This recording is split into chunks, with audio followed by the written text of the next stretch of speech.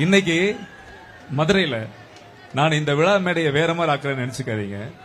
சமீபத்தில் இன்னைக்கு மதுரையில பாத்தீங்கன்னா தம்பி விஜய் அவர்கள் ஒரு மீட்டிங் மாநாடு போற அந்த மாநாட்டில் ஒரு வரியை பதிவிக்கிறாரு.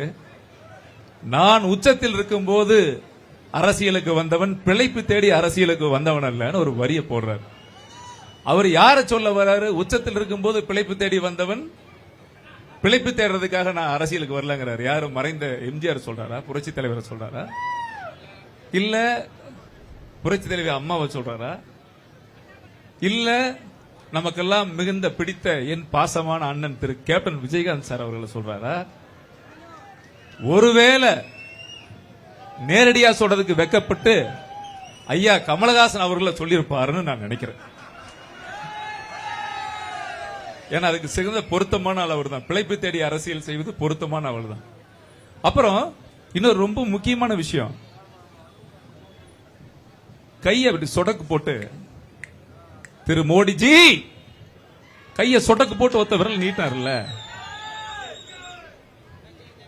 2014 ஏப்ரல் 16ஆம் தேதி அன்னைக்கு தேர்தல் பிரச்சாரத்தின் போது கொடிசியா வளாகத்தில் பூனைக்குட்டி மாதிரி கையை கட்டிட்டு பொம்மை உட்கார்ந்திருந்தீங்க தம்பி. இப்ப கேட்கிறார் அவரு, இஸ்லாமிய சகோதரர்களுக்கும் இஸ்லாமியர்களுக்கும் துரோகம் விளைவிக்க வந்ததா ஒன்றிய அரசு கேட்கிறிய தம்பி? அன்னைக்கு நீ என்ன கோரிக்கையை வச்ச? கச்சத்தீவை மீட்கிறதுக்கு வந்து பாத்தியா? மீனவர் நலனுக்காக பாத்தியா? இல்ல கல்வியை சமத்துவமா இருக்கணுங்கிறதுக்காக பாத்தியா? இல்ல கள்ளச்சாராயம் அதிகமாகி போயிடுச்சு தடுக்கிறதுக்காக பாத்தியா? எதுக்குடா வந்து பார்த்த? தலைவா உன் படம் ரிலீஸ் ஆகணும், தலைவான்ற படம் ரிலீஸ் ஆகிறதுக்காக பார்த்த. நடுவில் கொஞ்சம் பக்கத்தை காணும் தம்பி, மறந்துட்டாருன்னு நினைக்கிறேன். பிரெயின்ல பிரச்சனை இருக்குன்னு நினைக்கிறேன் நான். இல்லையா?